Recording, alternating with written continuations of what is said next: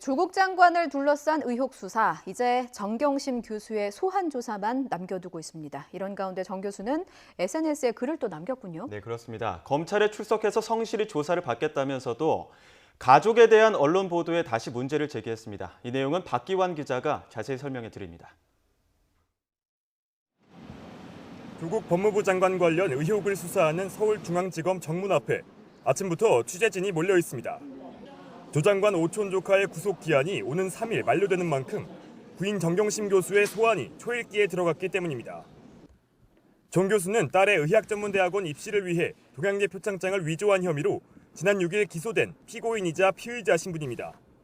특히 동양대 사무실과 자택의 컴퓨터를 반출하거나 하드드라이브를 교체하도록 지시한 증거인멸 교사 혐의를 받고 있습니다. 또 조 장관 일가 사모펀드 운영에 관여해 차명 투자했다는 의혹에 대해선 자본시장법과 공직자윤리법 위반 여부를 들여다보고 있습니다. 검찰은 정 교수에게 확인할 내용이 많아 소환 조사가 한 차례로 끝나기 어려울 것으로 보고 있습니다.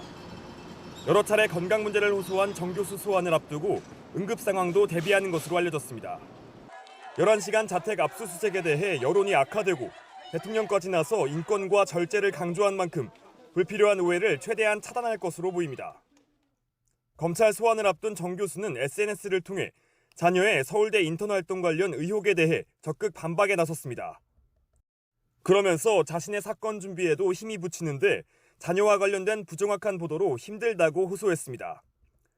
또 검찰의 요청을 받으면 출석해 성실히 조사에 임하겠다고 밝혔습니다.